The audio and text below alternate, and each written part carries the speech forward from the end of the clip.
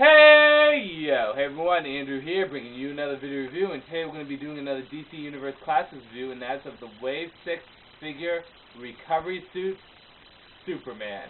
Take a look at this Superman right here.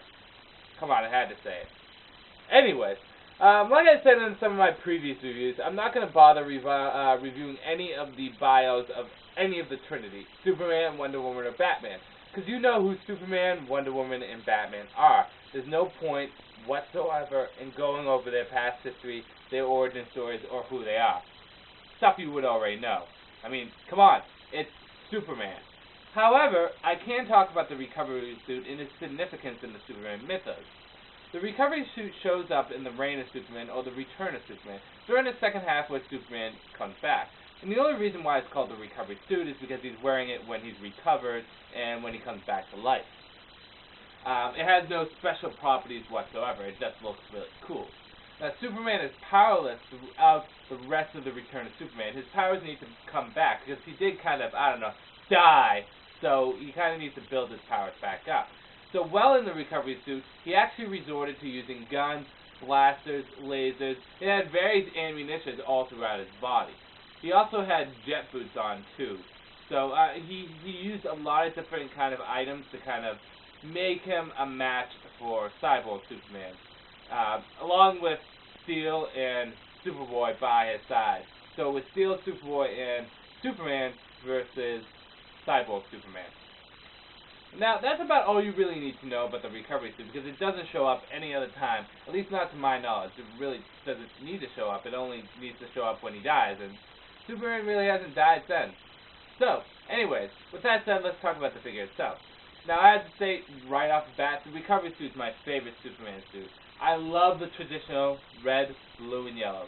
Don't get me wrong, I love that color scheme. But the black just, does something for me. I loved it. I loved how it was drawn in the comic book.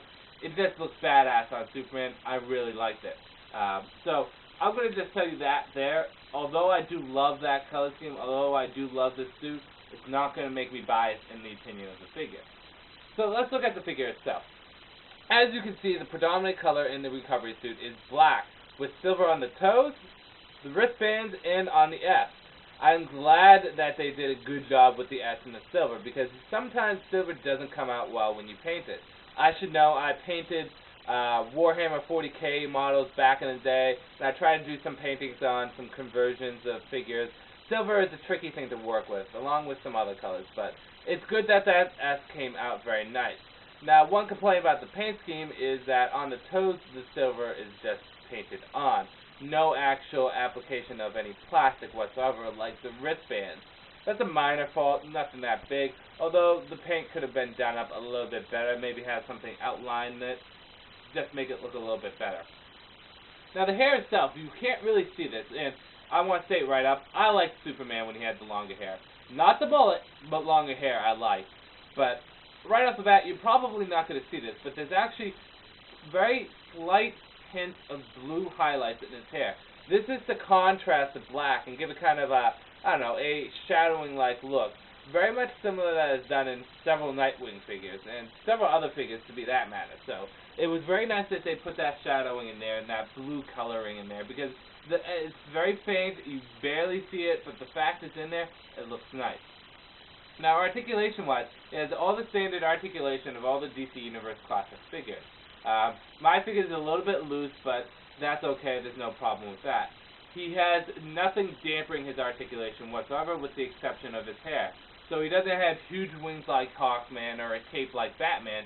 He has a full range of articulation that you can use him on. Now, onto the figure itself.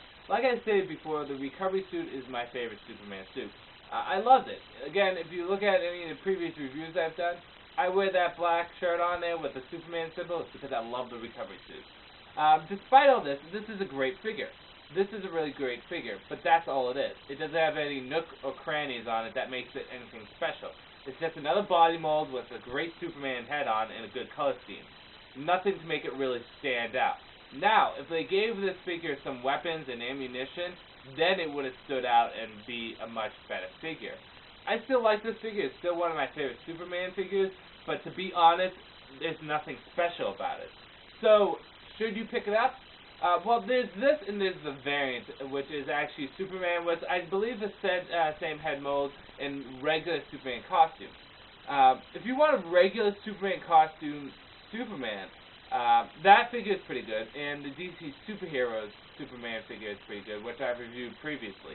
However, if you want to go outside the box and get a Superman figure that's a little bit different, then the Recovery Suit Superman is good. Just know that what you're getting into is just a plain figure. Nothing overly special about it. So, pick it up. It's really up to you. It's a great figure, but like I said, nothing really special about it. So with that said, I'm going to end the review here. This is Andrew saying, peace out for now.